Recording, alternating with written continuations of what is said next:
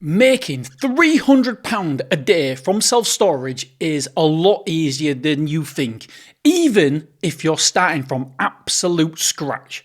I actually know this because I did this with my very first site and I've helped countless others get there too. So I'm going to show you exactly how to start your own self-storage business in 2026, what to watch out for, and the steps to get your very first customer. Okay, let's start with step number one, the big decision. Do you start an indoor site or do you start an outdoor self-storage site? I've done both, and if you're starting from scratch, today, right now, I would recommend outdoor first. Here's why. It's cheaper to set up, you hit your break-even point faster, and your running costs stay very, very low. Plus, you can expand gradually, literally one container at a time, instead of committing to a massive build like I did with Mansfield. Now, indoor can be more profitable long term, you'll get higher rates, there's probably less competition, and there's a better multiple when you sell. But it usually comes with bigger upfront costs and a longer runway before you're cash flow positive. And that hurts, and do you know what? I can absolutely testify to that. So in this video, we're going to be focusing on outdoor storage, just like I did with my very first site at Beverley.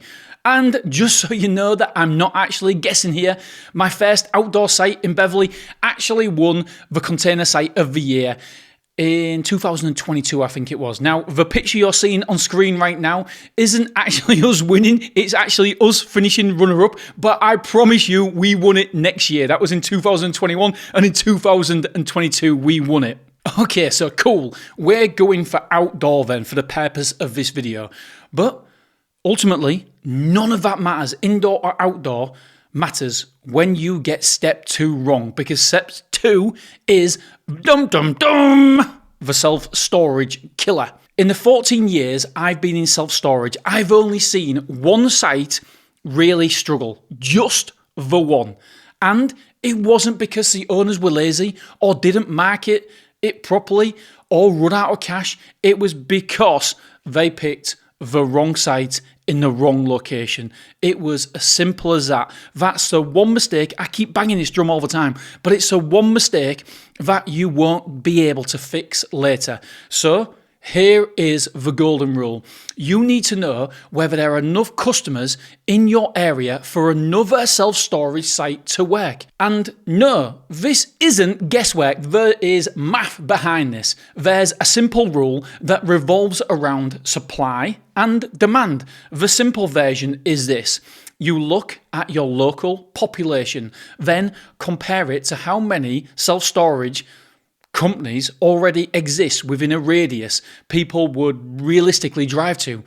If that area is saturated, it could be a battle to get customers. And nobody wants that. Don't get me wrong, it's not impossible, it's just a little bit harder. If it's undersupplied, you are playing self-storage on easy mode. And why wouldn't we want to do that? My site in Glasgow filled up with hardly any advertising. Why? Because I found a gap in that location. Now, I'm not going to give you the full paid version of the rule on YouTube here, but your job right now is to answer one question. Is the area oversupplied or is it undersupplied? Get this one thing right and you can honestly mess up just about everything else and still do really, really well. I am testimony to that. Right, one quick example here. If you've got a big population and only one small self-storage facility nearby, then you're golden, i.e. Glasgow. That's a big flashing green light to say go ahead and do it. But if there are 3 big sites within a 10-minute radius, just like there was at one of my potential sites, it was actually Stoke, then you're potentially having a knife fight. Just for reference, I mentioned Stoke then. I actually walked away from the site in Stoke and some other self-storage companies took it on. So it'll be really, really interesting to see how well they do. If they do well, if they do bad, if they struggle, I'll be interested to see. Right, Because you've avoided the killer mistake, the wrong location, you're already ahead of most people. Most people don't understand that. Most people just open up willy-nilly wherever they can, but we can't do that. We've got to use our brains a little bit. Step number 3 is where, to be honest, you get an unfair advantage, finding the actual site before anyone else does. There are 3 ways that I find sites. Method number 1. The easy way. We go online, just like everybody else. We jump onto Rightmove, we jump onto Zoopla, commercial agents, industry listings. It's fast, it's easy, and it's a good place to learn what's out there. The downside? Everybody else is doing it. Everybody else is looking exactly the same place. So you're usually paying market price and competing with other buyers. It can and does work, but can get competitive in prime cities and towns. Method number 2. This is what I call driving for dollars. Baby, I don't actually know where the baby come from, but baby. This actually came from a mastermind that I was in America, and they always called this driving for dollars, so I've continued it on. Right, what happens here, you get in your blooming car and you physically drive to that town or city. I know, crazy. I know, it takes longer, but it really does work. You spot opportunities before they ever hit the internet.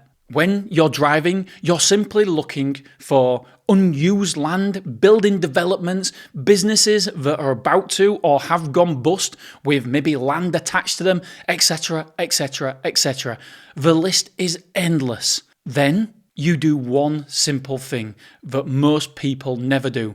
You call, you ask around, you start conversations, you go onto the land registry. This is how you find deals that don't have 20 other buyers attached to them. Method number 3. We bribe. I didn't say nothing. It's not strictly true, but there's an element of truth. So let me explain. You go to your local commercial agents in your area of interest and you offer them a finder's fee, not a bribe, just to be clear. It could be £500, it could be £1,000. You are basically incentivizing them on bringing potential deals to you before they give it to anybody else, before it goes online. It's simple, but it's really effective. And that's how, if I'm being honest, we found our Glasgow site. So now you've got your shortlist of sites, but before you commit to any of them, we do step 4. And step 4 is we validate demand using a few quick signals so we're not guessing there's demand there. Step number 4 is demand validation. Step number 2 was all about the area should work on paper. That's all very well, but it's on paper. Step number 4 actually proves that people are willing to pay for self-storage. And you can do this before you sign a lease, buy any containers, or spend any serious money on the land, etc. I actually think this is genius. Even if I do say so myself. I was going to do that. I'm not going to do it. I look for 4 demand signals. Signal number 1, containers are full. Simple as that. We ring the nearest self-storage sites and ask them what availability they have got right now and what prices they are. We actually pretend to be a construction company, if we're honest, needing 5 or 6 containers for a big job that we have. And I'm actually not kidding. That's what we do. And so high prices and low availability means a massive green flag, like, or even better, no availability at all. Signal number 2, people respond to a marketplace listing. What we do is we put a dummy listing on Facebook Marketplace and or Gumtree with a starting price, with a price for the container. If you get messages and calls, that equals real world demand. Signal number 3, Google Ads test. One simple landing page that we put up and a small Google Ads campaign for that town. It's really simple. If we get quotes, interest, then we know there's a high level of intent and there's customers in that area. Last and final signal internet search volume. Now, for me, this is a real golden little nugget. We go to keywordseverywhere.com and type something like self-storage Romford or wherever your self-storage site may be. The more monthly searches you see, the more the demand. Like I keep saying, self-storage isn't rocket science, people. It's very simple and common sense. All this isn't perfect, but it's a quick indicator to show demand. None of these means that your self-storage is 100% gonna work and make you rich quick, so you should quit your job overnight and start straight away. It's not like that, but it gives you a lot more confidence that you are opening up in the right place. Okay, so we've literally done the hard parts now. That, my friends, that's the hard part. You've done it. You picked the right area. You've avoided the location killer. You found potential sites, and you've even validated demand with real-world signals. Now comes the part that stops most beginners. How do I actually get the containers without paying tens of thousands of pounds up front? I know, loads of people ask this one. This is step 5. Containers. How do we get them on site without it costing a fortune for us up front? Most people stall here and just give up. The amount of comments that I got on my previous videos saying, how do we get the containers? What do we do with the containers? Right, please do not let this stop you. I get the question, Dean, I haven't got tens of thousands of pounds to buy containers after I've set up, the gates, the systems and stuff. I get it. I used to think exactly the same. Then, do you know what? A mentor said to me, you've got customers waiting. Why aren't you buying more containers? I simply said to him, I didn't have the money to buy them. He looked at me like I was stupid. And he introduced me to a simple idea, asset finance. Asset finance literally changed my life. Containers are assets. So instead of buying everything cash, you can finance the containers and let the customers pay for them over time. It's simple as that. We're using the customer's money and we're paying off the containers. When I looked at the numbers for the first time, it was, I realised I could get a container for around about £12 a week. That's £1.70-ish a day. That's less than a cup of coffee at my local Starbucks. In fact, it's well less than my local Starbucks. This is something that took me years to realise. Please don't do a Dean. And everybody in those previous comments, hopefully now I've answered it. We don't need upfront money to buy the containers. We can use asset finance and we can use the customer's rent to pay the asset finance off. What we want to do is get the containers immediately working for us. So we use asset finance.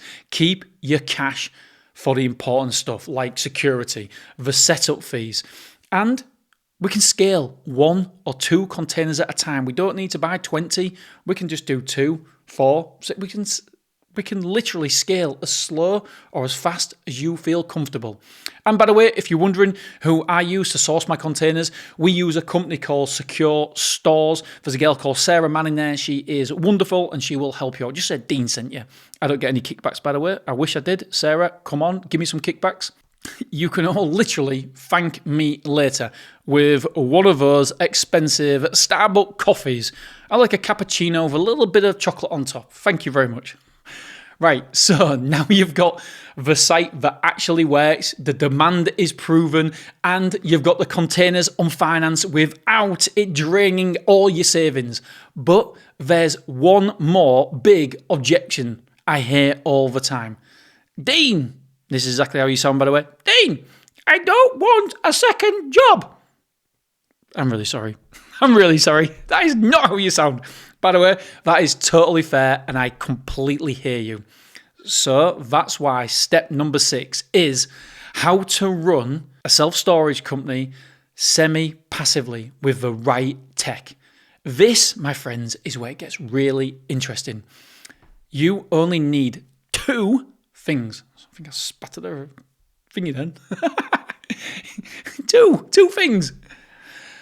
Software and automated access. One of my clients has a thriving site and he's met about 5% of his customers, he says. That means that 95% of his customers moved in, paid, and used the site without ever meeting him or speaking to him.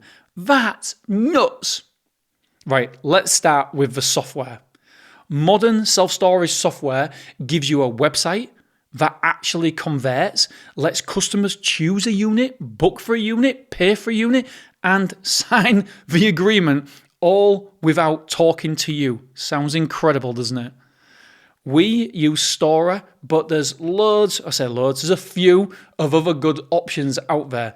The key point here is you want your customers to self-serve. And to be honest, they probably don't want to talk to you either. It's just a modern world that we live in. The second part, automated site access.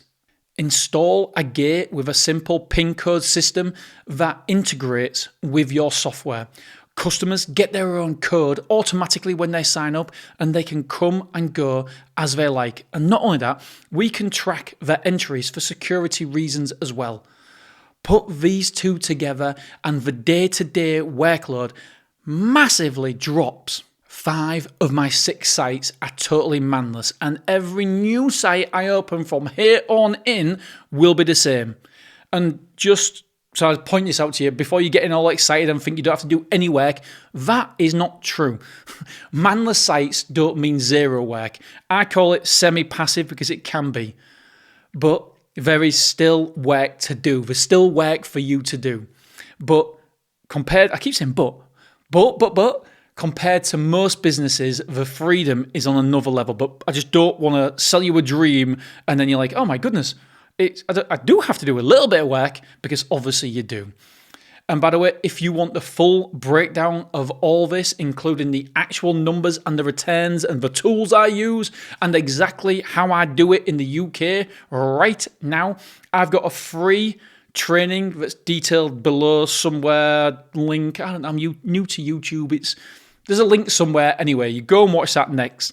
And lastly, I always say, please remember that self-storage, it will never get you rich quick, but it will always get you wealthy long term, as long as you don't open in the wrong location. All right, I love you, I appreciate you, and I'm sure there's some videos here for you to watch. All right, my friends, bye-bye.